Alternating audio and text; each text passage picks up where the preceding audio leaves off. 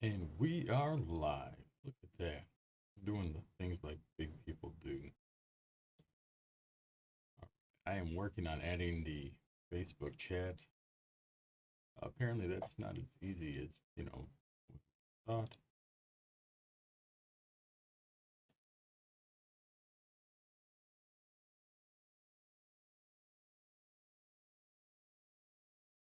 But I am working on it. First, that's just what I do is try to fix things, try to get things going.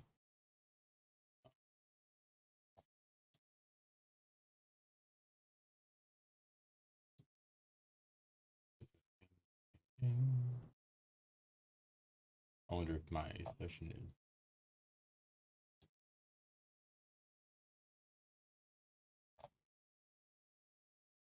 as I did it beforehand, maybe? I'm not sure.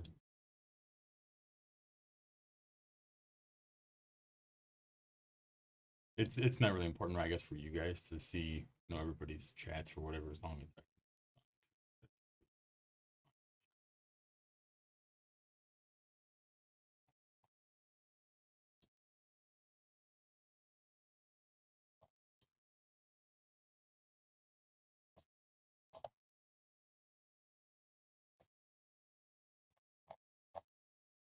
I will get it figured out in the future here.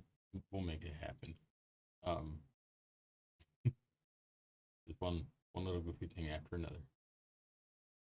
Trying to get it all going. I am going to have this. I'm going to start downloading these from probably from Facebook and then posting them onto YouTube later. I don't know what's the better idea, honestly. If better to stream it to YouTube, post later, or just do a recording and then to post to both the Facebook and the YouTube later.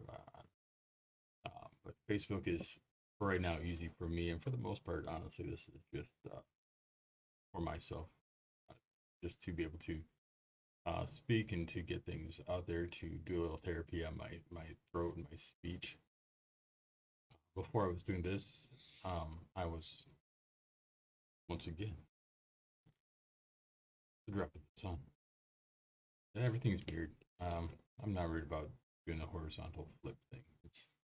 I hope it's not that big a deal to you guys. It's not that big a deal to me.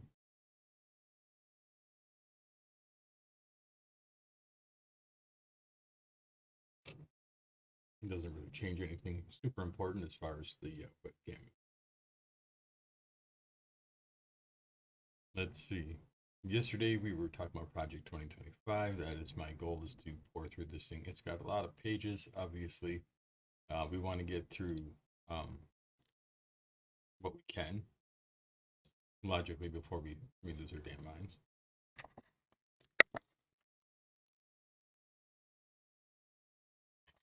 It is boosting the game like crazy.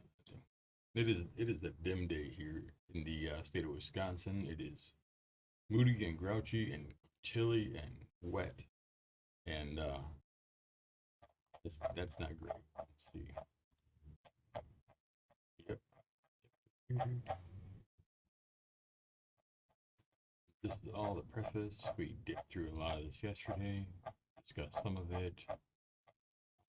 Anybody who wants this document, I can shoot you the link. I can post it somewhere. You know, this used to be right on the front of the Heritage Foundation's website. I'm actually going to post it into my chat for right now. So if you're gonna hop on this live at all, you would see that in the chat. If not, it should still be in the video's comments somewhere along the line. Hopefully the sound is a little bit better today. I isolated the frequency of that little hum that I had in the background that probably a lot of people didn't even notice, but it was driving me absolutely insane. Uh,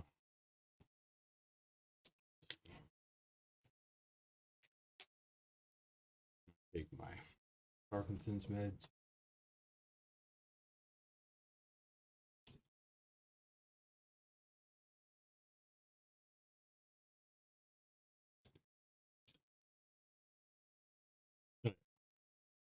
As Crank would say, oh yeah, yeah. So that's a thing. It's so good, so good. No, it tastes horrible. Doesn't make me feel good at all. It is if you're one of those people who has to go looking for medications to try to make yourself feel better, I just suggest therapy. Parkinson's medication would never be that thing. It makes you dry and thirsty and uh, not not great, honestly. It is not a wonderful feeling, but it does fix a lot of my bigger issues. So there's that. All right. So we're on page 4 today. Zoom in a bit here. That way, if you're following along on your phone, hopefully this is much bigger. I have everything in 4K on my computer, so things may look a bit smaller on my screen. So if it's too small for you guys to see at any point, you can always chime in, let me know, send me a message, whatever the case may be. Um, and again, as always, if you guys want to join me in my Discord chat, you can. The app is completely free, very small. You can add it to a phone and use it that way. Um, or you can add it to your computer, or I believe you can even just go through a web browser and join that way. It's very easy and quick to set up, and you can just pop on here and we can talk about whatever you guys want to talk about. Um, right now, I'm talking about this, but I'm absolutely flexible. We can talk about anything. Um, so, mandate for leadership, the conservative promise. For those who didn't watch the first video or didn't watch long enough into the first video, I will edit that one. So it's only the Project 2025 bit when I upload it to YouTube. But what the mandate for leadership is the first book, well, series of volumes that Project 2025 or the Heritage Foundation released in 1981. The mandate for leadership was 20 volumes, and I think they said over 3,000 pages in 1981 that they gave to the presidency and the government at that time. So they claim that President Reagan initiated over 60% of the things that were in those 3,000 pages. Um, so far, we're not even to any actual policy in this one specifically. So God only knows how many of those 3,000 pages were actually policies, legislations, or suggestions in any such way. We'd have to go over that one, but I'm definitely not interested in going over that right now. Right now, we just want to dip into this one. I just wanted to touch on the fact that that's what Mandate for Leadership was that their first book in 1981. So the Heritage Foundation has existed for a much longer time than I think many of us were aware, and has had a much bigger impact on our political environment than a lot of us were. So when you see the GOP say that they didn't know about these groups or that they're just a think tank, they're absolutely not just a think tank. They absolutely have had a sizable impact. And as much as a lot of people refer to the Reagan era as like the golden conservative era, and these people are saying that Reagan did a lot of their stuff during that time, I think we then have to, if we're being genuine about it, we would have to say that not only are they saying that Reagan was a golden era, but that these people are the facilitators or see the architects thereof of that golden era. So we have to, when we're talking about things like this, we have to look at the full picture. So that's part of the full picture is that they released this book in 1981, or this series or the paperwork, whatever you want to call it, in 1981, and did a lot with President Reagan and the Conservative Party during that time period. And I think we're going to see a lot of references to that because just like any great athlete who had a great high school career, they're going to say, this was our great era. We haven't really had a great era since, but we're going to live in that and keep trying to go back to that one home run we hit back when we were in high school. Uh, so I think that's what we're going to see here to a degree. Is a lot of referencing back to that and trying to implement those same processes and policies in a new way in our the current climate. So promise number one, restore the family as the centerpiece of American life and protect our children. They have 4 promises up here.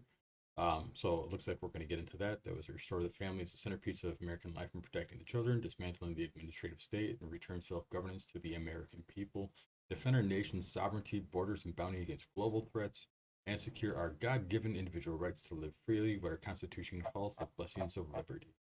So it looks like going forward, we're going to probably dip into those individually and see what they're trying to talk about as far as like really fleshing out those ideas. So As far as promise number one goes, the next conservative president must get to work pursuing the true priority of politics, the well being of the American family. In many ways, the entire point, the next conservative president must get to work pursuing the true priority of politics, the well being.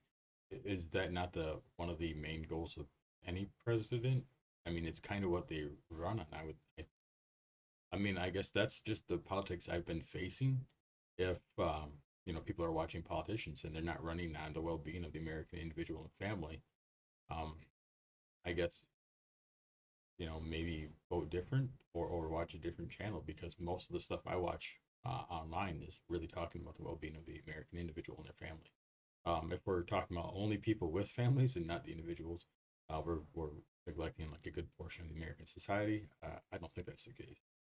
In many ways, the entire point of centralizing political power is to subvert the family. What?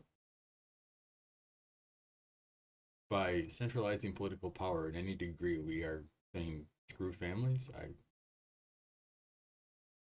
I'm not even sure where they're going with that, but we'll see if they elaborate on that a little bit. Its purpose is to replace people's natural loves and loyalties with unnatural.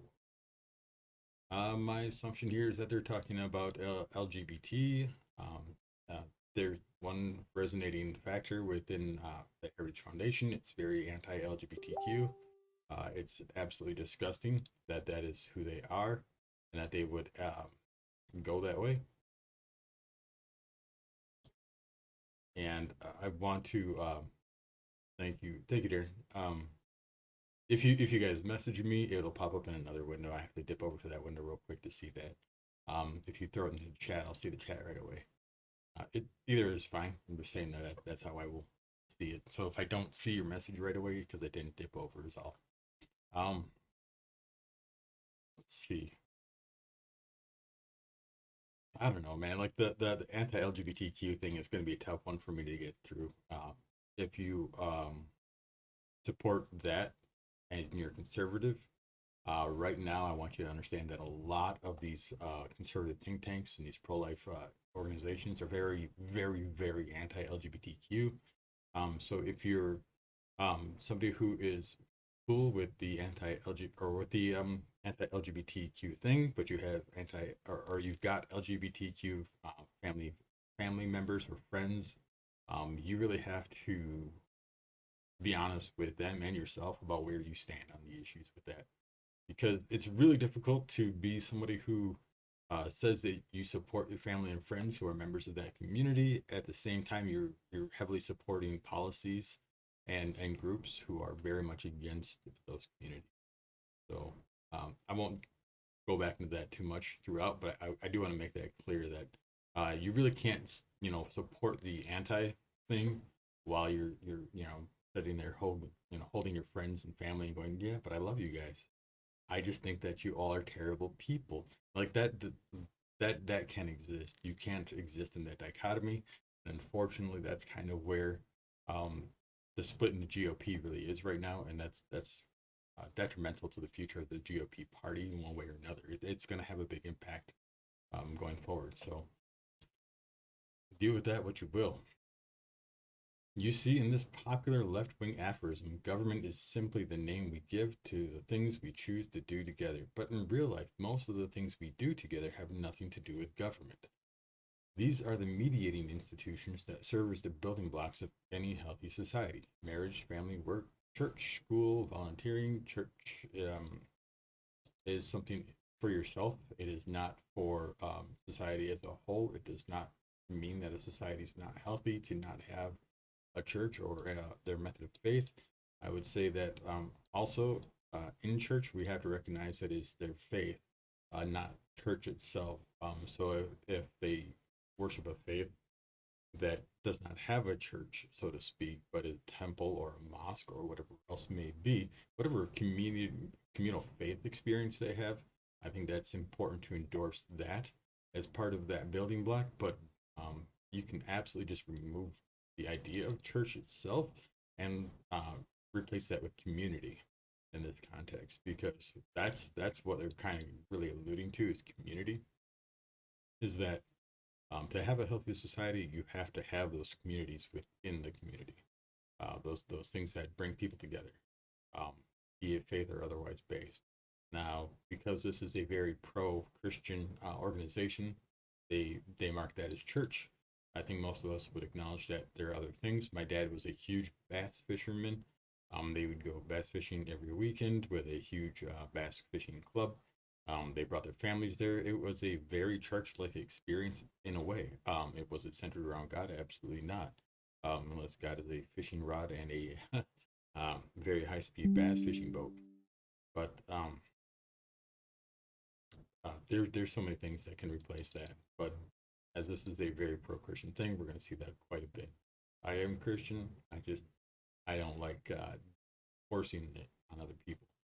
Um, just my thing there. School volunteering. The name of real people. I like that. The name real people give to the things we do together is community, as I was saying here, not government, really, because if it's community, we could also say not church, right? Because these are communal things that we do together. It is not the specific organizations that we do them together. So our lives are full of interwoven, overlapping communities, and our see, we got that part right now. And our individuals and collective happiness depends upon them. But the most important community in each of our lives and the life of the nation is the family. I would not say that that's altogether wrong. I don't think you have to have family of your own. Like you don't have to have children of your own to have that family. But you still have friends that can absolutely be family to you. And of course, you were born into a family, so we have all got our parents or whatever siblings we may have had, aunts, uncles. That's still family. So I think we need to acknowledge that family is not so simple as having your own children and being that contextual family. There's so much more family out there. Today, the American family is in crisis. 40% of all children are born to unmarried mothers, including more than 70% of black children. Um, well, how? What about Latino children? What about Asian children? How come we're only specifically, separating the statistic for black children here? That seems like a weird direction to go. But 40% of all children are born to unmarried mothers. They're also born to unmarried fathers in that case. Let's um, I think obviously the difference would be that the mother's the one who has to take them home and take care of them, and then they're the single mother. Not saying that there aren't single fathers out there. It's much more rare, and obviously because we're talking about birth period, obviously the mother would have to pass away or dip out at that point, and it's very uncommon for that situation to happen. Not that it doesn't happen; it's just very rare. There is no government program that can replace the hole in a child's heart cut out by the absence of a father or the mother. The absence of any parents is something that for a child. Fatherlessness is one of the principal sources of American poverty, crime, mental illness, teen suicide, substance abuse, rejection of the church, and high school dropouts. I think part of the rejection of the church may be the fathers and the faith leaders that are called fathers molesting children. So that might be a problem. Maybe look into that one, and that might be one instance where an absentee father might be a better thing, right?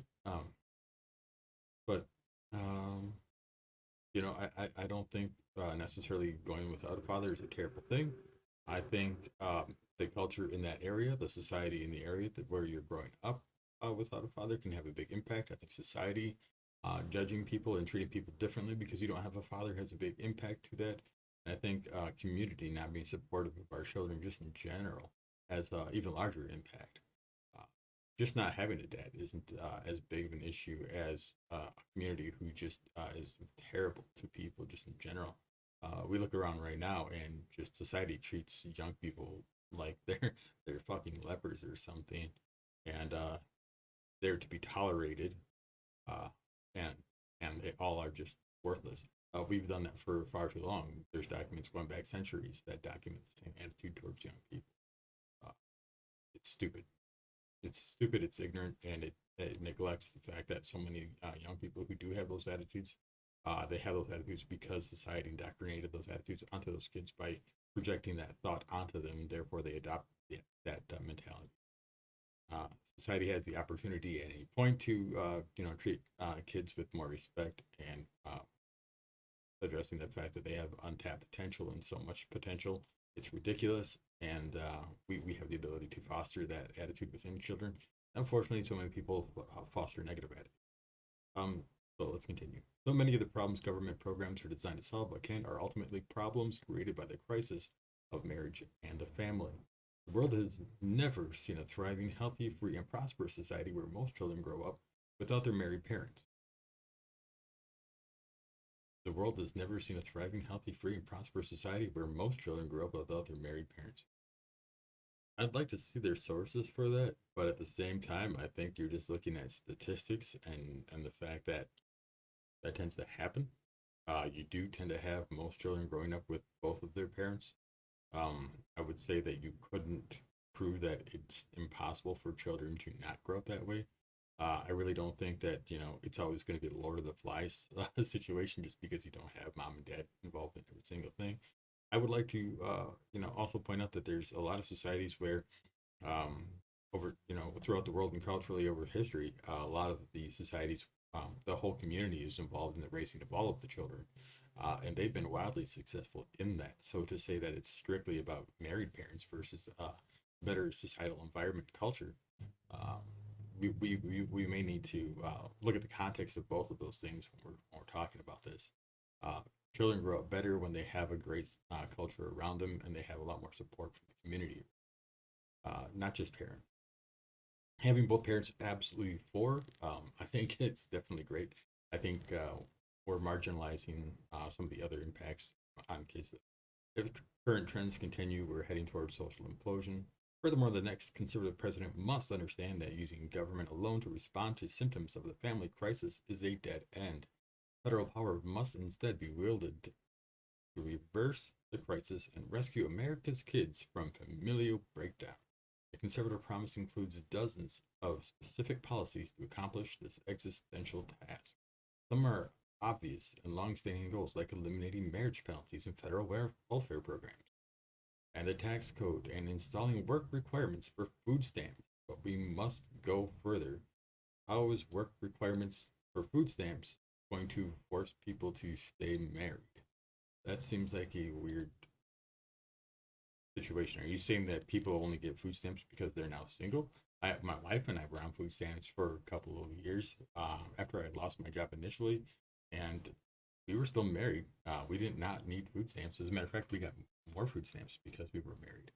So um, I really don't think that it didn't punish anybody, and it certainly the work requirements didn't change whether or not we were going to be married or single. I don't know, that was just a weird one to throw in there, and I think it's kind of like a dig at people on welfare. Marriage penalties for people in federal. There's no marriage penalty for people in welfare. You get more benefits if you're married in a welfare program. The only time you don't is if your combined checks disqualify you from the welfare program. I really don't know because the what people don't understand is that when you're applying for welfare programs, is that they look at the people who are living in a household and they combine all of their income anyway. So regardless if you're married, if you're living together, you're still going to have all of your incomes added together, and they can see all this on a computer. So they're absolutely going, well, this is your address. Well, so and so also lives at this address and has applied for this program. He didn't put you down on his income. So now we're going to do a fucking check and make sure, see what's going on here and potentially disqualify both of those individuals. Um, so it's not like people are trying to, divorce to get welfare. Um, they're not living in separate homes just to get welfare. Um, it's such a weird illusion here that they're suggesting that people, because of, you might get more benefits welfare wise if you just aren't together because now your checks are separate and you would qualify. Like, honey, I love you so much. I can't imagine living the rest of my life without you, except for the fact that we have to if I want these food stamps. Like nobody is legitimately divorcing and having these split families because of that. I think that's just dumb. But we must go further. It's time for policymakers to elevate family authority, formation, and cohesion as their top priority, and even use government power, including through the tax code, to restore the American family. Interesting, because a lot of the things that they want to do for tax codes is actually has a negative impact on the average American family because it's more expensive for them. But I'm sure we'll see some of that stuff later, so we'll dive into it then. Today, the left is threatening the tax exempt status of churches and charities that reject woke progressivism. They will soon turn to Christian schools and clubs with this same totalitarian intent. Um, well, that's an interesting one.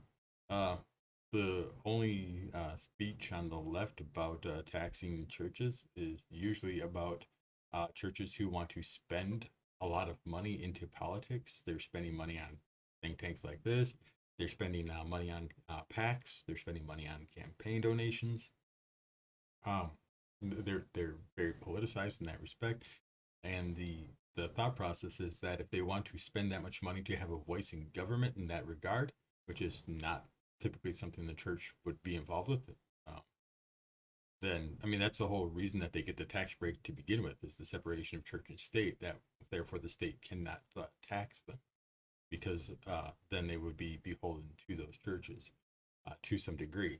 Uh, it gives churches their autonomy that way and says that we do not represent you.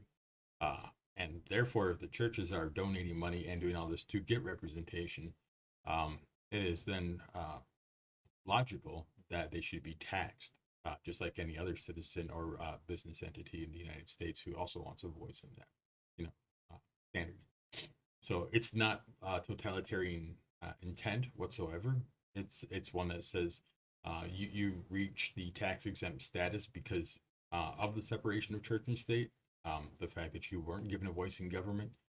But since you're spending all of this money that you apparently have extra after feeding all the poor people in your area, I'm assuming that if these churches are spending all this money on politics, that there's no poor people or homeless people or anything in those areas, that everybody's being taken care of.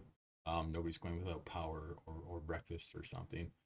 Because if the churches in your area are spending more money on politics, um, or any money on politics when there's people in your area who are in dire need, um, then maybe they need to go back over their book because that is definitely the least Christian-like thing you can do is to try to bend politicians to your will while not taking care of the needy within your community. I hope most people would agree with that. But yeah, it's absolutely not a totalitarian intent. The only people I think who would say that are the people who are running those organizations and don't want to pay the taxes, but they do still want the benefit of being able to spend millions of dollars on politicians, which seems like a weird. Um, seems, I don't know. That seems weird to me. The next conservative president must make the institutions of American civil society hard targets for woke culture warriors. This starts with deleting the terms sexual orientation and gender identity, diversity, equity, and inclusion. The president sees CRT just right away up in that list. I'm assuming that it's because they're associating that with the diversity and equity and inclusion talks. Gender equality, gender itself would always be part of fucking common language. Gender equity, gender awareness, gender sensitive, abortion, uh, abortions talked about in the Bible, you nuts. Reproductive health, reproductive rights, and any other term used to deprive Americans of their First Amendment rights out of every federal rule, agency, regulation, contract, grant, regulation, and piece. So anything that the Conservative Party right now is calling a woke term, even though many of them are just standard plain language, they would just want to remove them completely out of all government uh, contracts, regulations, legislation whatsoever, even if it's actually pertinent that they exist within those legislations. Uh, you can't do blanket things like that because if you just do blanket things, you tend to accidentally hit things that those were necessary in, um, even for your own ends. So you can hurt your own policies and legislation when you make blanket moves like that. So whether or not you're for or against some of these things or all of them or whatever the case may be, I think the idea of blanket removals would be terrible. I think removing some of these, like diversity, equity, and inclusion, I think that was a mistake to a degree on how it was executed. I do think we obviously do need better diversity. I think we do need more equity, and I think we do need more inclusion. Do I think the way we went about it by saying, and we've done this with other things where we incentivize hiring people, regardless of whether or not they're qualified candidates, just because it fills a demographic or something. That's not a good way to run a business. It's also not a good way to empower people in those categories. Uh, they want to be hired by their ability as well. They want to know that they earned whatever they're getting.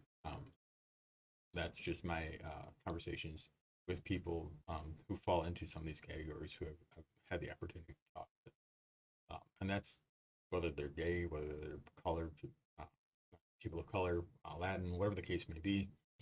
Um, Most people just want to be judged by who they are and what they're capable of, and not because they fit into a checkbox for a business. Uh, so while some of these were good intentions, the execution was awful. I would say that a lot of this stuff from these alt-right groups like this is that they want to get rid of it because they actually, it's not that they think that it was executed poorly. They don't like the intention. They don't like the notion that it's okay to hire gay people. They would like to discriminate as much as possible. If you want to argue that with me, you absolutely can. Um, I would love to see you show me any of these groups that are listed in this thing, and the vastly diverse uh, uh, people that they hire. Absolutely, like pick any one of the companies that is higher up in this document, um, and show me how diverse their work culture is. How many people who aren't just absolutely cis white people. That means straight white average people. And yeah, yeah. Show me how diverse their work climate is. I'm gonna take a wild guess and say they don't have many people whatsoever, and the few people they have are going to be very akin to the people that have always acted against their own communities. There's always been people who have acted against their own communities for their own prospers. You had even in let's use the slave period of America for example, because it's still fairly fresh in a lot of our minds. We neglect to recognize that there was black people at that period who were slave owners and sold slaves, bought and sold black slaves, because they were able to do so and they were able to make a sizable profit off of it. Um, they didn't question the morality of it; they just did it because they could do it. Uh, and it made their lives easier and better. So you will always have people who sell out the rest of their individual communities because they can get to a higher level and it gets them a place at the table. They know they're never going to be accepted by the rest of the table. That's not really their qualm. They just don't want to be the people who were thrown out on the side, having to dig through the garbage. If they can find that happy place in the middle where they're not suffering to that degree, they'll gladly, do whatever it just is what it is, and it sucks, but it should be a real clear manifestation of that the problems and how terrible it really is to have to be on the far end of it. Pornography manifested today in the omnipresent propagation of transgender ideology and sexualization of children, for instance, is not a political Gordian knot inextricably binding up disparate claims about free speech, property rights, sexual liberation, and child welfare. It has no claim to First Amendment protection. Its purveyors are child predators and misogynistic exploiters of women. Their product is as addictive as any illicit drug and as psychologically destructive as any crime. Pornography should be outlawed. These people who produce and distribute it should be imprisoned. Educators and public librarians who purvey it should be. I'm confused. Are we talking about like porn, or are we just talking about books in a library that are talking about transgender issues that have sexual connotations to it? because anything to do with sexuality whatsoever, be it puberty, be it transgenderism, be it this is how babies are made, they're going to have stuff that talks about sex. It's always been there. National Geographic, for many of us, when we were young, before the internet was around, was a form of there was access to essential pornography in there, as as some people would say, because there was boobies. Tribal women in other countries um, who didn't have shirts on because they didn't wear shirts in those cultures, and people would flip out about that and say that was pornographic. Um, you will always have people. Oh, a good example here again. Women in comics wear these tight outfits, and people would always say it was inappropriate for those women to be wearing those tight outfits, often neglecting that the men in the comics also wore those tight outfits and was very revealing to men in that respect. Um, so it really shows that people have very specific ways that they view these things, and they're always referencing it in a way that kind of furthers what they want to be the message. So these people are claiming that everything that they're not talking about pornography. That's not what they're talking about here. They're talking about transgender literature, um, and it honestly it's frustrating me right here because now we're going to talk about child predators, and we're going to neglect the the long and awful history of the church, because the church itself has had so many child predators, and they're they're classic in the fact that they don't punish their child predators. They move them to another parish in America and hide the fact that they were a child predator. But you're going to say that everybody who's transgender, every book that talks about individual experiences of being transgender or homosexual, must automatically be people who are child predators, and they're looking to indoctrinate children so that they could uh, in 10 years maybe find these people. Like I don't get this. Like, do they think there's somebody who gets like a fucking beep on the phone every time their book is checked out and go, "Oh, there's a kid over here who just checked out my book. Get on the fucking jet. We have to go fucking kidnap and molest this kid or something."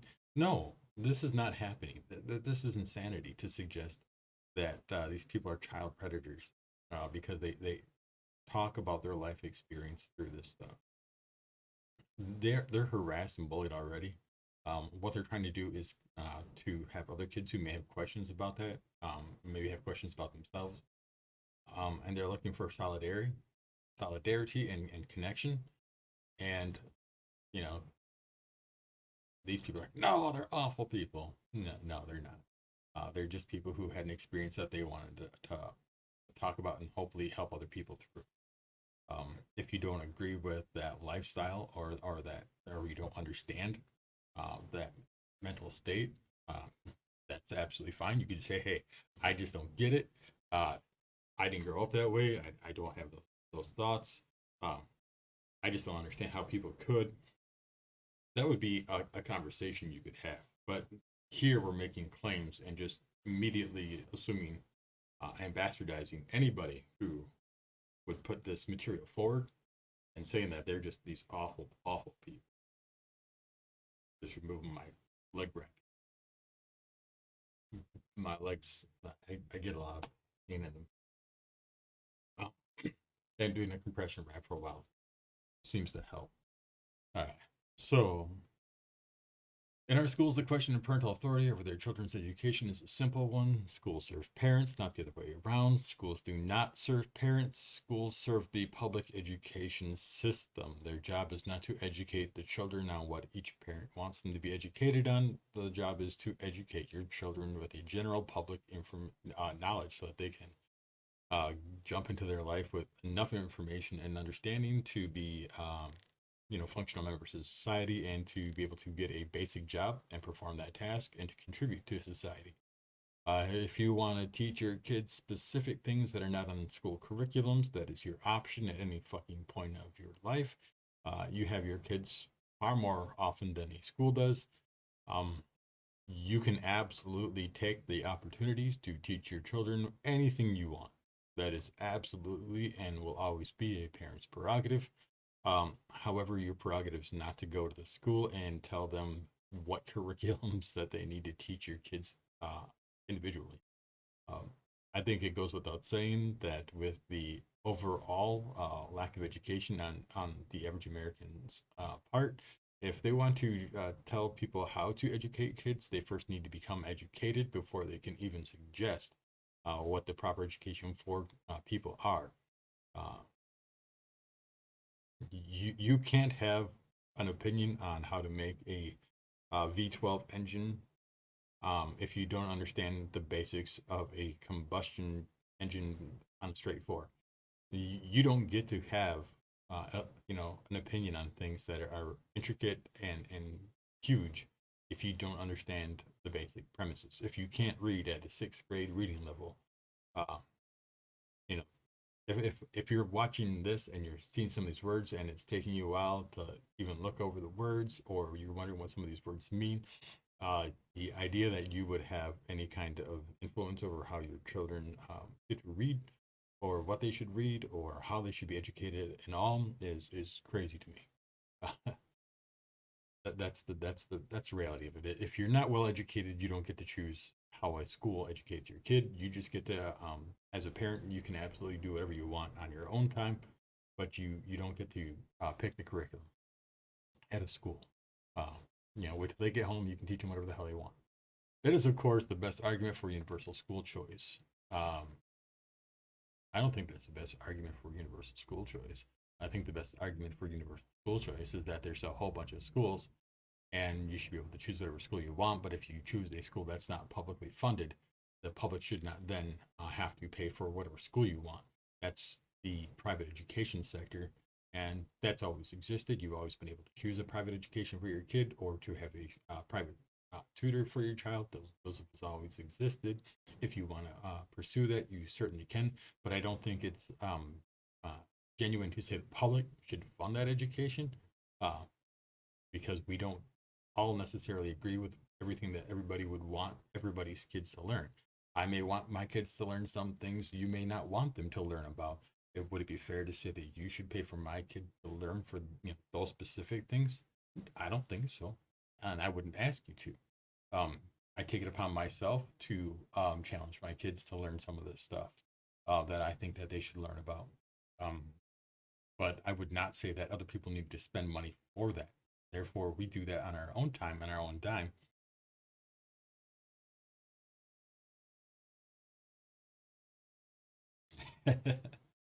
Always the best books there. Always the best books. Um, yeah, it's wild that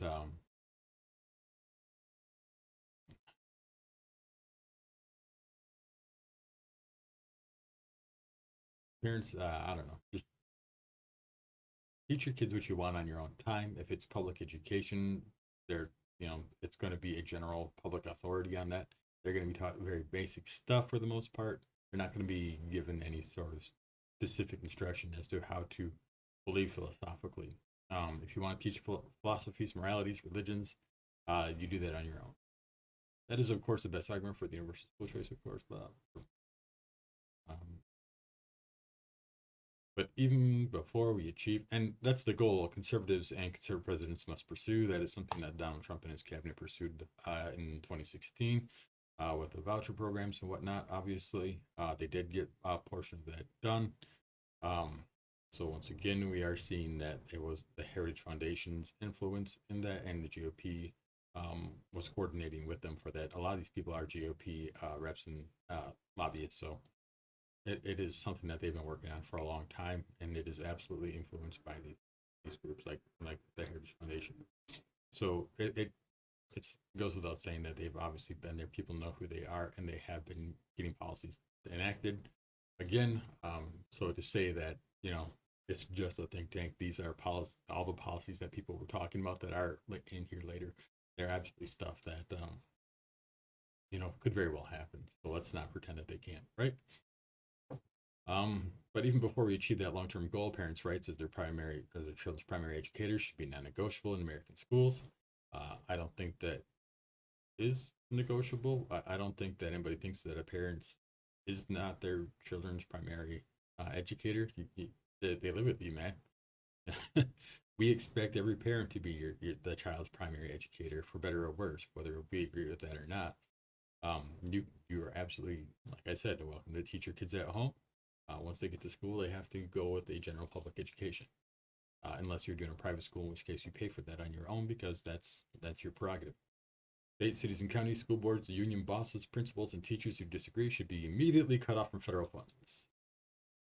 Interesting. So everybody should have a say in the matter, but the second it gets to the school, nobody who's involved in this public school should be allowed to have access from public funds because they don't want to teach what you should be teaching at home.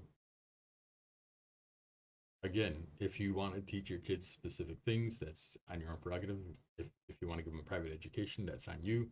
But then you should be cut off from federal funds. That's the reality of it. Federal funds is public money. That's something everybody pays into. The general ideology in spending federal monies is that when you do so for the benefit of all people. If it's subjective to individual groups or ideologies, we typically try to, at least at a federal level, to stay away from that. Most of the time, you'll see programs where we give money to states. States then will give money to counties, and somewhere along those lines is typically when you see ideological dividends being structured. But not usually at the federal level. At the federal level, it's usually kind of more open handed, and if it's a very ideological thing that it's specific to a group, you will usually not see funds for something like that given. Usually, you have public funds that are available to all ideologies and groups, and it's either all or none on the federal level because um, they can't embrace one over the other. And that's usually you're going to see that in almost every policy that really gets written for that kind of thing. The noxious tenets of critical race theory and gender. I knew we would see this soon. Critical race theory and gender ideology should be excised from curricula in every public school in the country. I have yet to see where CRT or gender ideology is in any public curriculum whatsoever in a public school specifically. I have not heard or seen any of these things in any curriculum. Some of the things that they say are CRT are things that we've taught forever because they just happened and they were part of history, and we just taught history. It later on people decided that that had to have been included in critical race theory, and therefore it should just be not taught. Unfortunately, you can't associate something with a theory and then decide that despite the fact that it's historical and relevant to the context of teaching, that we just need to not teach it. Uh, that's whitewashing history, and I don't think if anybody is a fan of teaching history, they think that that's a good idea. Um, these theories poison our children who are being taught on one hand to affirm that the color of their skin fundamentally determines their identity and even their moral status, while on the other hand they are taught to deny the very creatureliness that inheres in that's an interesting way to phrase that. Creatureliness that inheres in being human and consists in accepting the givenness of our nature as men and women. Wow. We are stretching some ideological terms in here to try to get our point across. Allowing parents or physicians to reassign the sex of a minor is child abuse and must end. I don't think that's happening so much as people think it's happening. Parents aren't going, hey, Jim, you're June now. They're not forcing a sexual identity change on a kid at any level.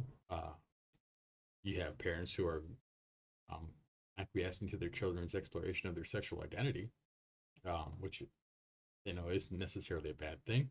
Uh, Children, especially as their hormones take over, they tend to have a lot of questions of their own sexual identities and natures. They tend to want to understand that better, and they have questions about themselves when they find people attractive of the same sex or have a fantasy about same sex sexual situations. Um, or they question why their PP responds to things. They don't necessarily understand why. Uh, it's a big ball of wax. Anybody who's gone through puberty, for the most part, there's not too many people who are not going to say that it can be confusing.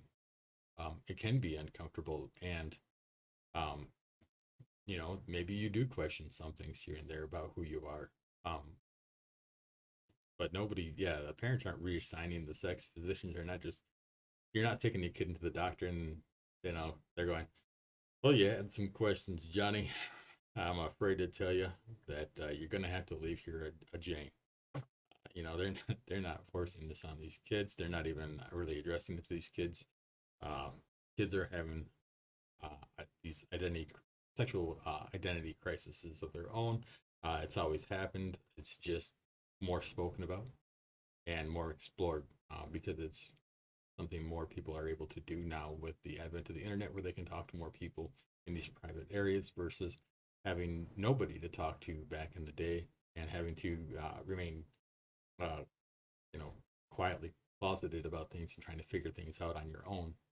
Um, I know people who are, in their 60s who have been in the closet the entire time. They've lived their life through alcohol, pain, and subjecting other people to a lot of abuse and keeping people distant because it was easier than ever talking about, all of their identity issues or, being open about who they are as a person. Uh, so telling them that they couldn't be who they are didn't change who they were. It just has absolutely led to a lot of people living in misery. So, you know, one, this isn't happening, and two, the idea of forcing people to not be able to be who they are or talk about it is nuts. You're not changing who they are. You're just making everybody miserable for it. For public institutions to use taxpayer dollars to declare the superiority or inferiority of certain races, sexes, and religions is a violation of the Constitution and civil rights law and cannot be tolerated by any government. Who? Who is declaring the superiority or inferiority of any race, sex, or religion? Um, and why is religions being included in this discussion about races and sexes? Religion is something you do choose. You do choose your faith and how you understand and perceive your faith and how you act in accordance with your faith. Uh, According to you, sex is something you definitely don't choose or get to act in accordance with your beliefs. And race is also something that you don't choose. It's just a part of who you are at the core. So if these two things are things that you don't get to choose, but religion is, they don't belong in the same context. Um, and nobody is declaring a superiority or inferiority of these things. At least not that I have seen. If you've seen anywhere where public institutions are using taxpayer dollars to do so, please illuminate me where that is happening. I'll probably join you on the what the fuck wagon, and we can talk about how messed up that is. Um, but yeah, let's not throw something that's a chosen thing into something that's not chosen to try to make our point. We're trying to tie things. You'll see this with politics a lot. We call it pork barrel as well when you're talking about legislation and trying to get spending done. Uh, we're just throwing something else in to tie it along with these other ideas. It's not related, should not be tied in with those other things at all. But if we can tie it in on how you think about it, then you're always going to say, well, this, and this are all part of that thing. You're going to inherently start tying them in, even though they're not related things and should not be related. Uh, it's a sneaky tactic to make you associate things that should not be associated. So you fight for one out of like a knee jerk reaction to the other ones because you've been suggested that that should be the case for so long. It's impressed upon you very subtly. I don't want to say it is conditioning, but I don't want people to feel like they're being conditioned. When you suggest to people that they're being conditioned, they tend to react very negatively to that. It attacks their idea of how they have their own sentience, their own ideas, their own understandings, and they're very smart. You can be the world's smartest fucking person, but you can absolutely still be conditioned. You can still be absolutely mentally programmed. Um, you can still be conned. It's actually easier to con smart people because even though they start to realize that it might be a con, they'll also argue with themselves internally that it can't be a con because they're too smart to have fallen for a con. And then they'll start reasoning it out in their own head why they can't be being conned, and that that that actually works to the con man's favor. A lot of con men know that, and they can exploit that very easily. So do not think that you're ever too smart for a con man. Understand that if you are smart, you should always be double checking yourself and checking your ego because that is what they prey on.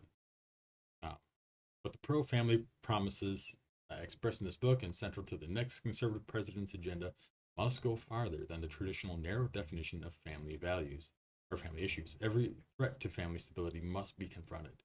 This resolve should color each of our policies. Consider our approach to big tech. The worst of these companies prey on children like drug dealers to get them addicted to their mobile apps. Y'all, old people are addicted to their phone. Middle-aged people are addicted to their phone. It is not an age thing. Everybody is addicted to phone. They're addictive. If you want to address that, let's address that as the nature of what they are. Um, I can't fucking watch television anymore because of how many times I've watched uh, these short videos.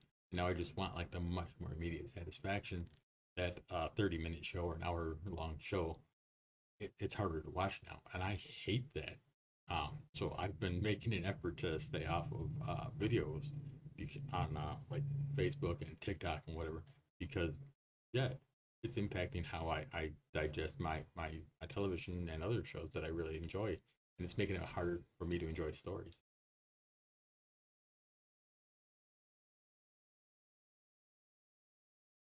It would have to be the guy right across from me, wouldn't it? That guy's got an amazing freaking classic car, beautiful green classic car. Uh, I love when he gets that up. Let's see. Many Silicon Valley executives famously don't let their own kids have smartphones, and nevertheless make billions of dollars addicting other people's children to theirs. TikTok, Instagram, Facebook, Twitter, and other social media platforms are specifically designed to create the digital dependencies that fuel mental illness and anxiety to break children's bonds with their parents and siblings. They're not intentionally fraying any bonds with anybody. It's a problem where people feel they can only speak to other people online. That is something that is a challenge that I think that we need to address with the home itself. That parents and kids, still to this day, and we've never been able to have good relationships with our parents and one another, where we can just talk about things. That's why so many kids go online. That's why so many kids have always tried to find other kids that they could confide in and identify with. That's why you get your clicks because you want people who are like you that feel you feel you can talk to. Uh, it validates who you are and gives you a place that you feel safe.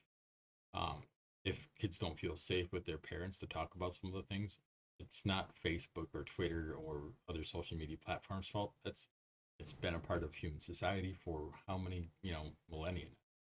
Um, I'm not saying that social media does not have a problem with creating toxic cultures that fuel mental illness and anxiety. That absolutely exists on social media. It's existed on television. It's existed in school for eons. Um, you will always have that to a degree. That's why your community is so important in so many of these things, because a healthy community supports all of the kids in the community, and even if they have a somewhat toxic environment, they can usually um, leave that environment, rejoin the rest of the community, and kind of strips all of that badness and anxiety away, and reaffirms their mental status, reaffirms that uh, they're good people and that they have value and they can rebuild themselves emotionally and mentally. So um, I think it's kind of silly to blame it all on tech. Tech is just another tool in the book of the same kind of stuff, and how we use it and who we interact with is a big portion of how those things can influence it. So, um, you know, you you get a hammer and some wood, you can build a prison or a home. It's all about what your choices are with the tools you're given. Finally, conservatives should gratefully celebrate the greatest pro family win in a generation, overturning Roe v. Wade, a decision that for 5 decades made a mockery of our Constitution and facilitated the death of millions of unborn, tens of millions of unborn children. But the Dobbs decision is just the beginning. Conservatives in the states and in Washington, including the next conservative administration, should push as hard as possible to protect the unborn in every jurisdiction in America. In particular, the next conservative president should work with Congress to enact the most robust protections for the unborn that Congress will support while deploying existing federal powers to protect innocent life and vigorously complying with statutory bans on the federal funding of abortion. Conservatives should ardently pursue these pro life and pro family policies while recognizing that many women who find themselves in immensely difficult and often tragic situations and the heroism of every choice to become a mother, alternative options to abortion, especially adoption, should receive federal and state support. So yeah, leading into the suggestion of a blanket ban on abortion and saying that if they don't want the baby, we will help you to give one up for adoption to an adoption agency. In that case, I'm assuming, hopefully, I think it would be better to give them the opportunity to facilitate I don't want the baby. These people can just have the baby kind of situation where it's not having to go through an agency or go into a foster system. The foster system, everybody knows, is very, very broken. A lot of those foster kids go through terrible, terrible things. So that is an argument from the left side that um, while you want everybody to have these babies, if they can't afford the babies, or you're going to end up just taking the baby away from them anyway because they can't afford the baby, that, you know, if we're being honest about it, yeah, if we're being honest about it, that why would you, if you're going to take the baby away anyway and you're just going to put it into a system that you know is broken, one of the things you need to do to fix the whole thing is to fix one, the economy, so that people can um, feel more confident about having and keeping that baby and raising it. Most women who are pregnant would love to keep their baby. Very few of them want to just not have the very few of them want to just not have a baby. uh, Maybe not at that time specifically, but they don't want to necessarily have the abortion. Um, I, it's such a disingenuous conversation because people act like all of these women are just choosing this just willy nilly. There's not any emotional dilemma, no moral dilemma, no scruples. There's no tears shed over this. There's countless tears shed by each and every one of these people. I'm not saying that you don't have some important individuals who maybe um, think of it differently, and you know they they're just not moral or ethical. They're awful people. They exist. Awful people exist in everything. You can measure any situation by the awful people in that situation, or you can look at any situation and go, those few awful people are like 0.01% of the entirety. And if we only ever make judgments on groups or rules on groups based on those very, very few cases, um, then we're doing the wrong thing. We're treating everybody by the absolute worst of us. And that's not how we should be looking at anything. I don't look at conservatives and think, um, that 0.01 or 0.1% rather. Um, I don't judge all of the conservative people by those few people. I know too many conservatives to think that these extremist people or these awful people are that. And I am more than happy to acknowledge that there's like a 0.1% of people in the Liberal Party who are also awful people. They're also very extreme in their ideas. They also want to take things to a level that's just unacceptable. Um, so we need to acknowledge that those people exist not only in both parties, but that most of us don't agree with those people, and that it would be ridiculous to judge the majority, the vast majority of 99.98% Americans by very few, those very few people, and they're ridiculous. Um, we should not legislate the masses by the minority. That's just dumb, and it's wrong to do. Um, that's why we create systems to protect the rights of the masses from the ridiculousness of those few people. Uh, that's just that's just where I stand. Somebody, the next president has a moral responsibility to lead the nation, restoring the culture of life in America again. So they're not outright saying that here yet, but I'm sure we're going to get to that later on.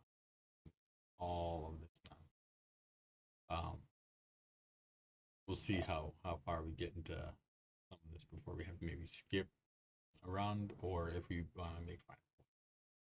Promise number 2 is dismantling the administrative state and returning self-governance to the American people. Of course, the surest way to put the federal government back to work for the American people is to reduce its size and scope back to something resembling the original and constitutional intent.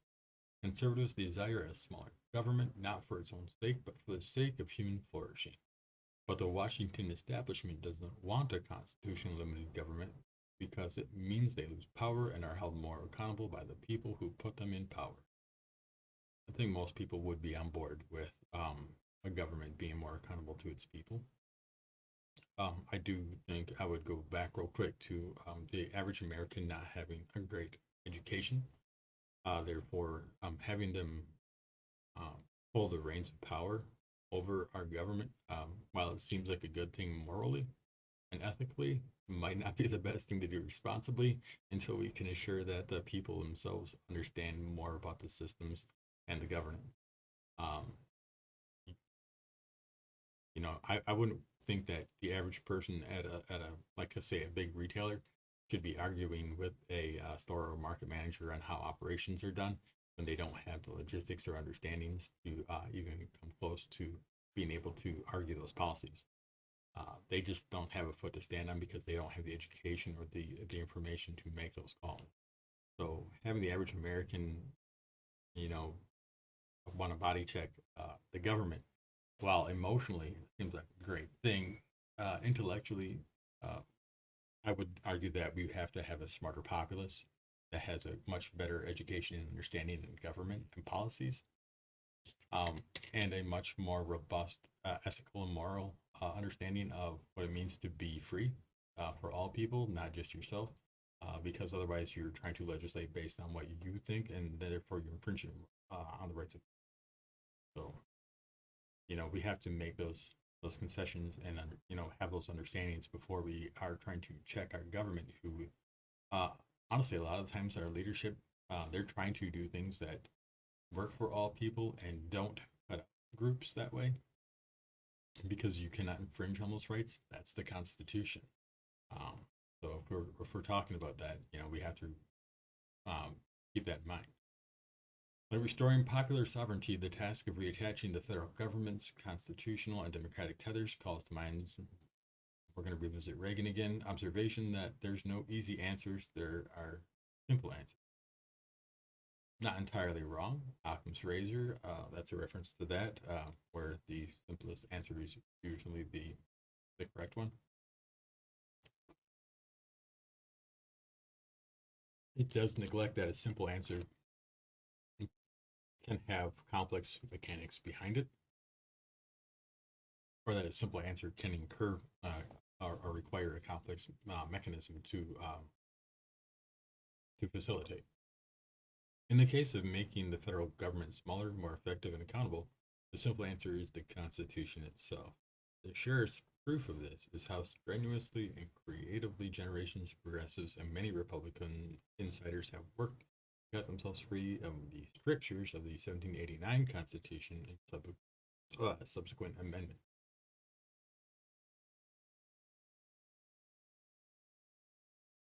It's make the federal government smaller market. The Constitution itself strenuously and creatively generations of progressive. So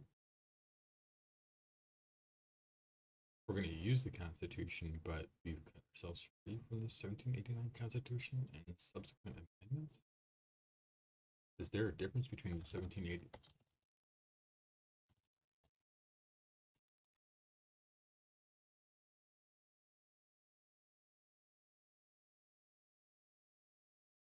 Okay, so are we suggesting that these people are talking about the Articles of Confederation? So again, this is something that I've made allusions to, which is that the GOP currently, the Tea Party movement, the framers, the MAGA, a lot of it is fueled by the South, the old Dixie. They said the South will rise again, and I feel like they've been trying to subvert our government from the inside to a degree. I don't want to get too conspiratorial, but this does allude to that. That they're talking about the Constitution and cutting themselves away from the strictures of the Constitution written in 1789 and the subsequent amendments, which is our current fucking Constitution. So are they talking about going back to the Articles of the Federation and the old South? That's is that what as a conservative is that something that you would support is going back to the South? Having Dixie essentially take over legislatively and going back to that because that's inherently a very very dangerous thing. Uh, that's trying to usurp the entire government, utilizing our system of democracy. That'd be a process, 250 years in the making, I guess. When was the Civil War? 200 years uh, in the making. And not that it isn't very plausible, kind of crazy, honestly. Consider the federal budget. Under current law, Congress is required to pass a budget and 12 issue specific spending bills, comporting with it every single year. The last time Congress did so was in 1996. Congress no longer meaningfully budgets, authorizes, or categorizes spending. Um, there's a lot of issues as to why that's so. Um, one would be remiss to not point out the fact that a lot of the times we have trouble spending and doing our budget is because you have, um, you know, the GOP effectively threatening to shut down the government if they don't get their way. Um, we can't facilitate a proper Congress and budget authority if every time people don't get what they want, they're just going to threaten to shut the entire government down and prevent spending into all of the institutions that support our entire fucking economy.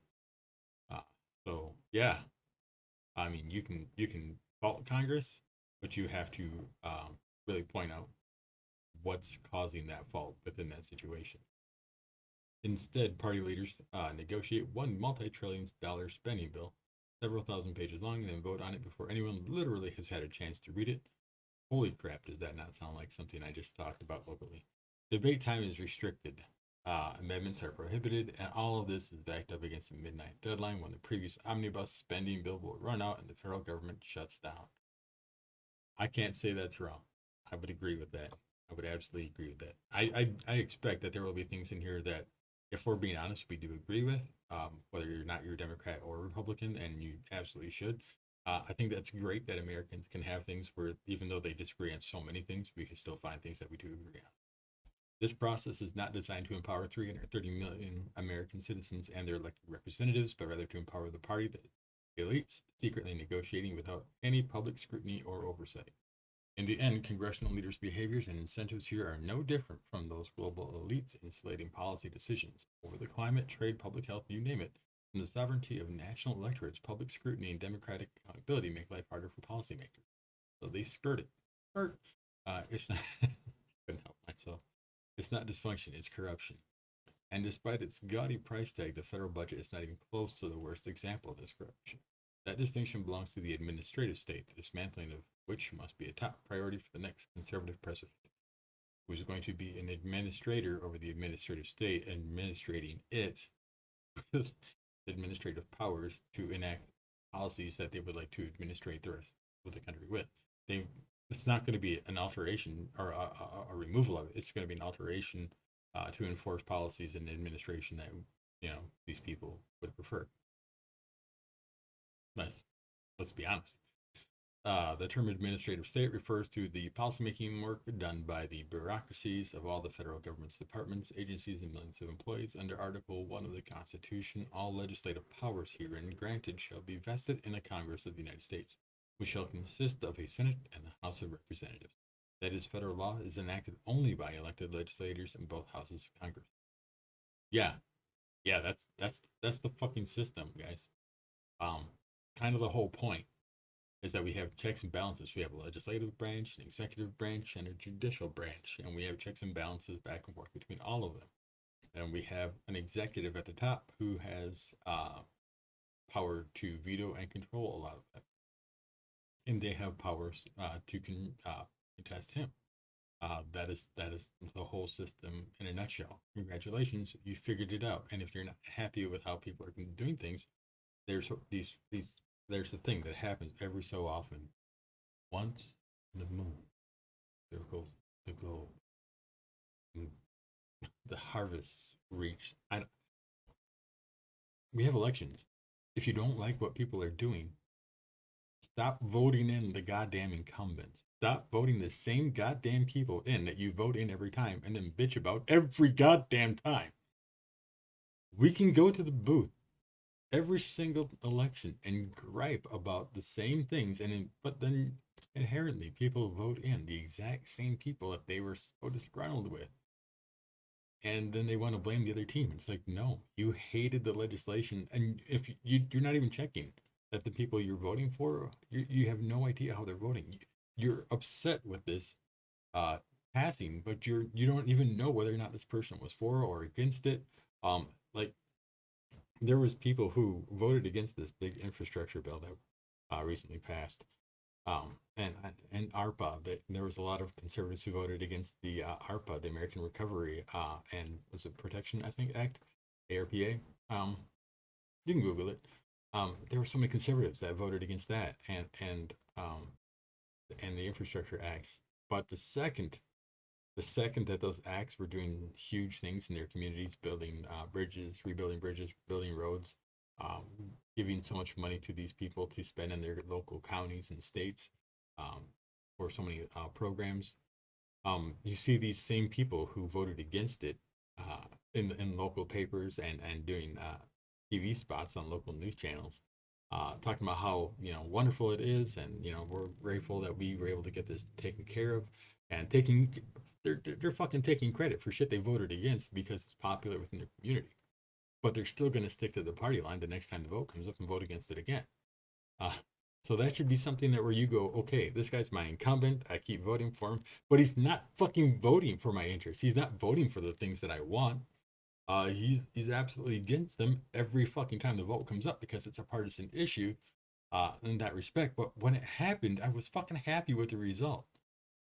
So maybe I'm not saying switch parties, but I am saying maybe there's a more reasonable person within your party that you could vote in that you would agree with more, who would be for some of these things that are apparently making you very happy.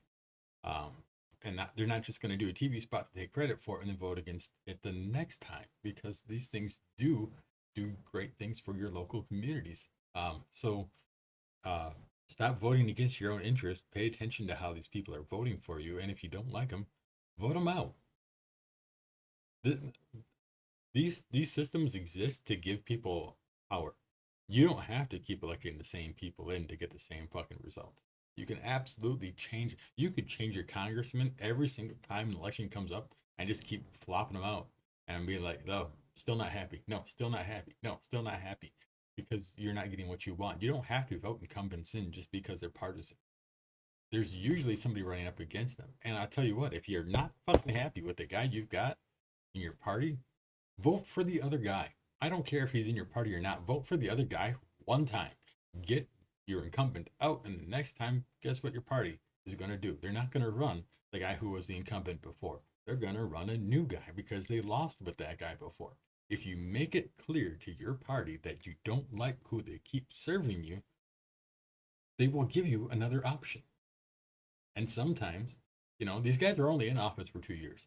And a lot of people are more than happy to admit that they don't think that those people are doing what they want in those 2 years. So if you're going to be unhappy anyway, be unhappy for 2 years, knowing that you're choosing that, and get that incumbent out of there, and then vote for somebody you actually think might do something for you. You have that power. You have that choice. But unfortunately, too many of us sit back, would rather gripe about it, but we're still gonna ride the goddamn party line every single time. And it's so crazy that people choose to do that when it's not rational, and you have the power to not do that. We're gonna end on the second one when we get to that. We're not gonna go to the third one today because it's getting pretty long here. I don't want to keep people forever when they're watching the video. Let's see. In recent decades, members of the House and Senate discovered that if they give away that power to Article 2 branch of government, they can also deny responsibility for its actions. So today in Washington, most policy is no longer set by Congress at all, but by the administrative state. Given the choice between being powerful but vulnerable or irrelevant but famous, most Congress members of Congress have chosen the latter. I wouldn't entirely disagree with that. Congress passes intentionally vague laws to delegate decision making over a given issue to a federal agency.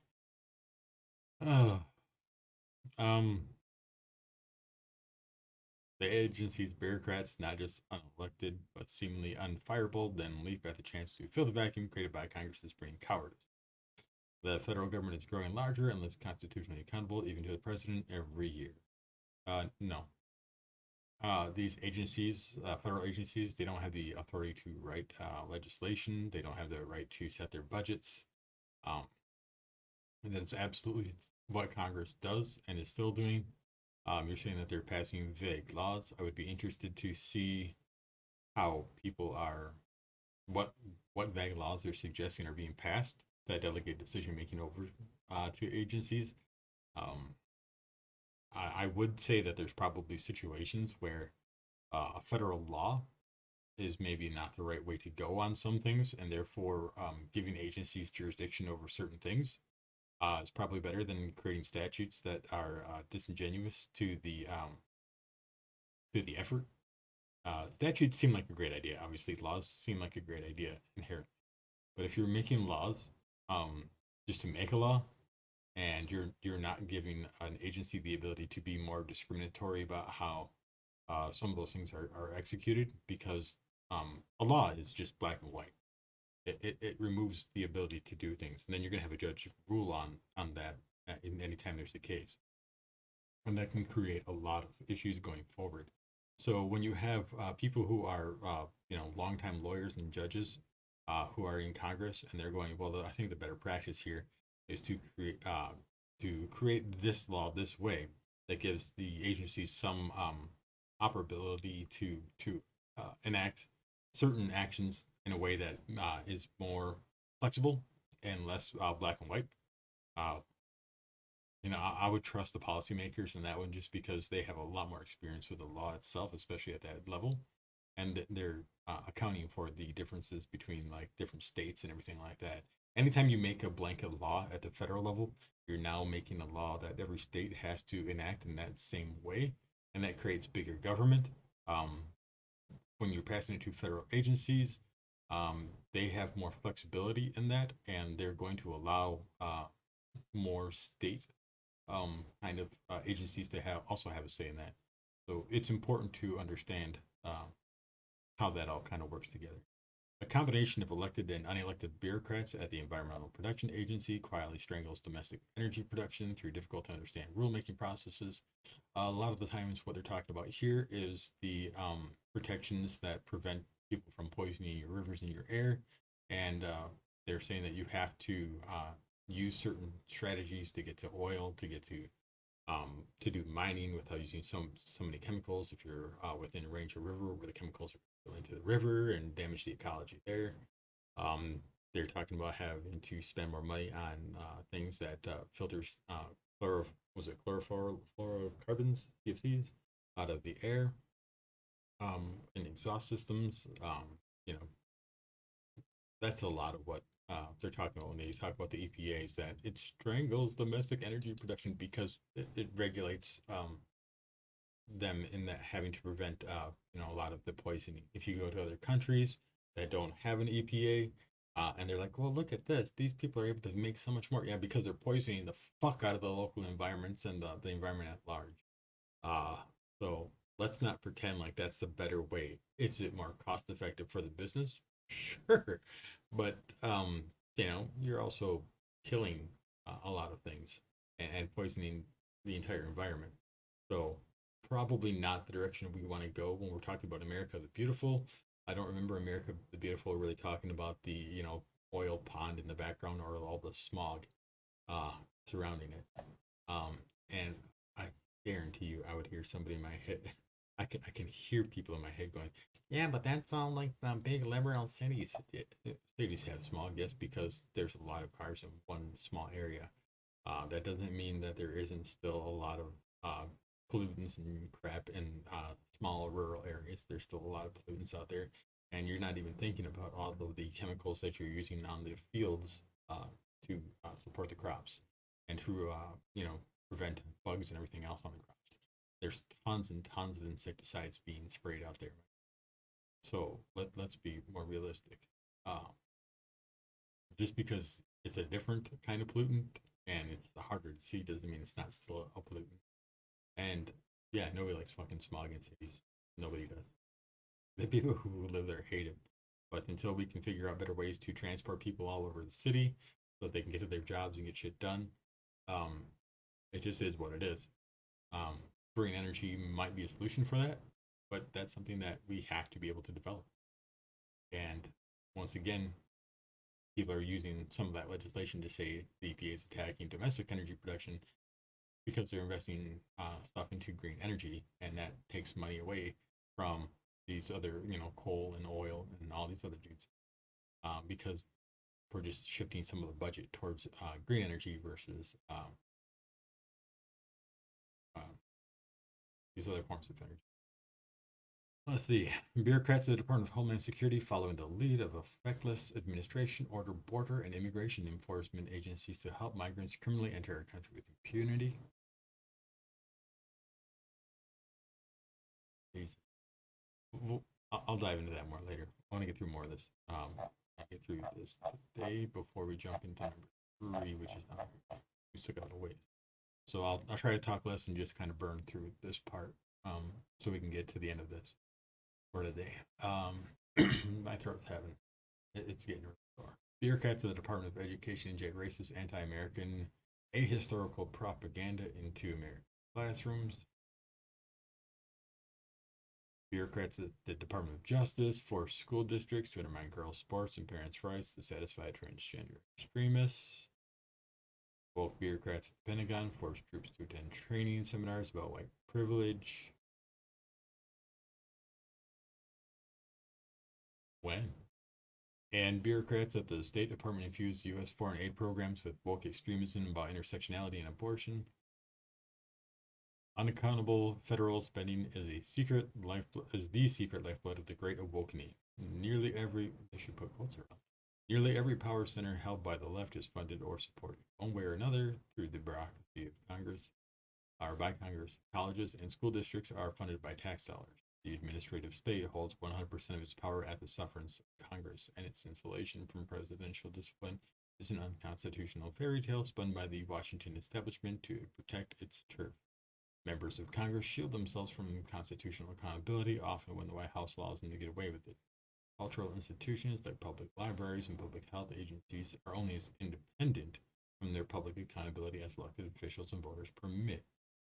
Let's be clear, the most egregious regulations promulgated by the current administration come from one place, the Oval Office. The president cannot hide behind the agencies, as his many executive orders make clear. His is the responsibility for the regulations that threaten American communities, schools, and families. The conservative president must move swiftly to do away with these vast abuses of presidential power and remove the career and political bureaucrats who fuel it. Wouldn't that be an abuse of presidential power from a guy who just actually got more presidential power from the Supreme Court and removed a lot of potential for uh, like being able to be prosecuted for crimes committed while being a president? Seems like a weird position to have when that's what's going on. Properly considered, restoring fiscal limits and constitutional accountability to the federal government is a continuation of restoring national sovereignty to the American people. In foreign affairs, global strategy, federal budgeting, and policymaking, the same patterns emerge again and again. Ruling elites slash and tear at restrictions and accountability placed on them. They centralize power and away from the American people to supranational treaties and organizations, to left wing experts, to sight on the scene, all or nothing legislating, to the unelected career bureaucrats of the administrative state. So this only happens with left wing experts, not right wing experts. I think some people are maybe not admitting that the centralization of power is to government on both sides, and that in a project like this, you're actually trying to centralize power to a conservative president and away from both the people and important parts of the government, which seems fucking wrong. It removes our checks and balances. As monolithic as the left's institutional power appears to be, it originates with we just lost the House, the Senate, and the presidency. I really don't think the left's institutional power is quite this boogeyman that people are making it to be. And the deep state has nothing to do with left or right. If one truly does exist, it is not a partisan state, and it is definitely not run by liberals. It originates with appropriations from Congress and is made complete by effective president. A conservative president must look to the legislative branch for decisive action. The administrative state is not going anywhere until Congress acts to retrieve its own power from bureaucrats in the White House. But in the meantime, there are many executive tools a courageous conservative president can use to handcuff the bureaucracy, push Congress to return to its constitutional responsibility, restore power over Washington to the American people, bring the administrative state to heel, and in the process defang and defund the woke culture warriors who have infiltrated every last institution of America. A conservative promise lays out how to use many of these tools, including how to fire supposedly unfireable federal bureaucrats, how to shutter wasteful and corrupt bureaus and offices. So this is the conservative promises what this whole document is. So later on, we will see some of these tools on how to fire unfireable bureaucrats, how to shutter wasteful government and corrupt bureaus and offices, how to muzzle propaganda at every level. How to restore the American people's constitutional authority over the administrative state, and how to save untold taxpayer dollars in the process. My problem is if you're going to save all this money, where is it going to go? Are the average taxpayers in an average home gonna see that? I kind of doubt that, but I'm interested. We'll see. Finally, the president can restore public confidence and accountability to our most important government function of all, national defense. The American people desire a military full of highly skilled servicemen and women who can protect the homeland and our interests overseas. The next conservative president must end the left social experimentation with the military, restoring warfighting as its sole mission, and is it not? What else are we doing? I thought the military. I mean, that was my experience. I didn't think that the military had changed its mission. Last I knew, we were still fighting in the Middle East and not playing Pinnacle. But okay. And set defeating the threat of the Chinese. As a matter of fact, we were fighting in the Middle East for a long, long time until it was President Trump who surrendered the war to the Taliban terrorists. So I don't know. Seems like maybe uh, we weren't war fighting or protecting our national interests overseas with that one. And said defeating the threat of the Chinese Communist Party as its highest priority. So we're going to defeat the threat of the. So we're going to somehow engage in war with the Chinese Communist Party, but not the Russians who have been attacking us. Again, I do want to point out that the Russians have been openly engaging in disinformation and the compromising of um, uh, conservative hosts on podcasts. They have been engaging in disinformation and propaganda on social media. This is all very well documented and very, very easy to trace and to illustrate. Um, I don't know what this whole mentality about attacking China and making them some like super, super, super bad guy is right now. Do I think China is perfect? Fuck no. Do I think Chinese the Chinese government is communist? Sure. Do I think that that's terrible? I don't think being communist is inherently terrible, but I do think that the leadership and the way the government's doing a lot of things over there, yeah, they're doing some terrible things. It has nothing to do with them being communists, just who they are. That's just who their leadership is, not the people. Always, always separate the leader of a country from its people, whether they elected it or not, especially if it's an election.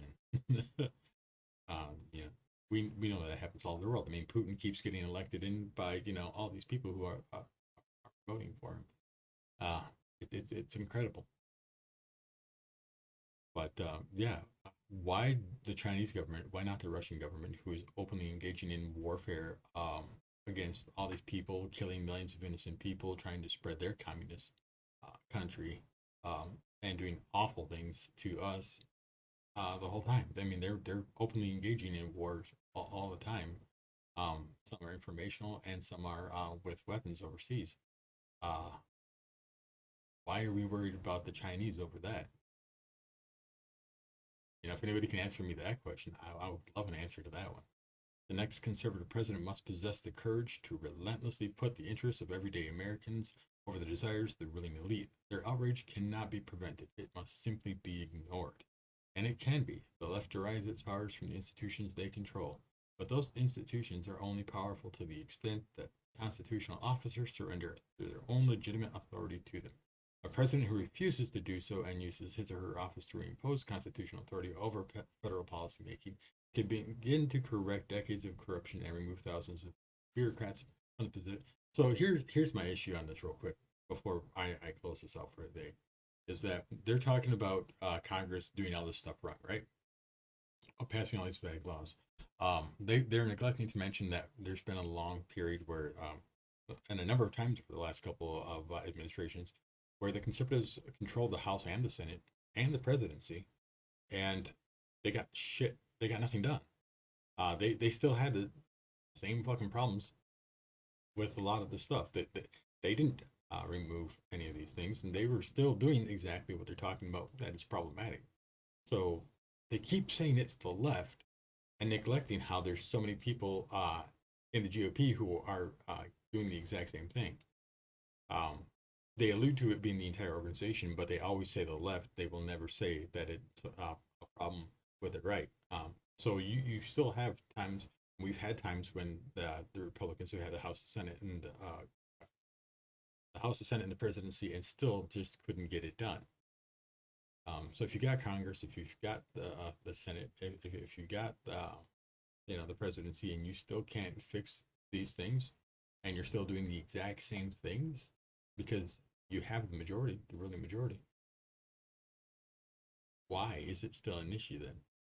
You can't say it's because of the left and their deep state. You have all the power. Nothing could stop you from creating the legislation that you wanted to create during those times. You had the majority to do so, and you didn't. To pretend that it's all the left when you have the power and you're still not getting it done, um, isn't that's insane to me. That people would absolutely look at that and go, well, yeah, we have all the controls, we have the keys, we have the gasoline, we have the matches, but the left, they're still stopping us from starting this fire. They're not even here, but it's our party and our matches, and they're still saying no, we shouldn't do this. They're on the phone and they're calling in, but we're not gonna hang up. That's just rude. It's entirely their fault though. We the match is lit. If we could honestly just drop onto the gasoline, but you know we're just gonna stand here and just blame them because we don't want to take responsibility. What if the fire gets out of control? You know that's where we're at. We're not having the accountability that we should have on these issues, and I think it's really really important that we acknowledge that going forward into this as we do, we're going to have to acknowledge that they're going to point out the left a lot, but they're going to inevitably fail to mention that the right is part of that problem in that the right has had more than enough power and control in those institutions to fix some of those things, and they just chose not to. Because honestly, if they had fixed them at that point, they wouldn't be able to do things like this and to drive home this message of fear or hate or whatever. So acknowledge that, really, really uh, take that into consideration. Um, that's enough for today. I think we'll get into the next two tomorrow, defending our nation's sovereignty, borders, and binding against global threats, which I'm sure we'll have to do some immigration stuff in there and secure our God given individual right to enjoy the blessings of liberty, your personal freedoms and whatnot. So, if you guys have any questions, feel free to message me. If you appreciated the video or learned anything today, feel free to drop a like. I will try to download this off Facebook and add this to YouTube tomorrow. And I will continue to try to add the Facebook chat down here, or YouTube chat tomorrow. I think adding YouTube, if I start streaming there, and then I can always record, upload it to Facebook, or just copy the link, honestly. And then we'll make this more of a YouTube channel thing at that point, and I'll just make posting to Facebook the tertiary aspect of it. And I will give I'll do a notification on Facebook, so if anybody wants to jump in from Facebook and watch it on YouTube or jump into the streams, of course, you guys will still have all those options. Hopefully you guys are learning some stuff about Project 2025. It is not going to be, I'm going to be honest with you, I don't think they're going to have any specific mentions of Donald Trump throughout any of this, at least not yet. Because right now they're talking about any conservative president going forward. Obviously, they knew it was going to be Trump in 2025, but by calling him out like that, it was going to have bad optics. So they would choose, obviously, not to do that. I don't think his lack of presence in it or his name being in it thus far is any kind of indicator that it had nothing to do with him. I think that's foolish. If Democrats had done something along those lines, and we tried to pretend that they didn't know about it, I would assume that most people were gonna understand that. Yeah, they absolutely knew about it, and that's just, um, I mean, there's an art to all of it. There's an art to how things are described and illustrated, so that you're not necessarily putting people on the spot for it. They don't have to answer it then at that time. After everything is all said and done, doesn't matter how people feel about it. You already got what you wanted. You can absolutely laugh in people's faces and go, "I fucking knew about it all along. I just told you I didn't because what the fuck were you gonna do about it? You couldn't prove me wrong, and you were absolutely gonna still vote for me. I got what I wanted. And that can be the case. This is obviously his last term. What's anybody gonna do or say? What are they gonna do? Not vote for him again? Let's be honest. If he wants to try to figure out how to go for a third term, I don't think he's necessarily worried about the idea of having to get enough votes going forward. But that's just me. We can keep going. Project 2025 tomorrow.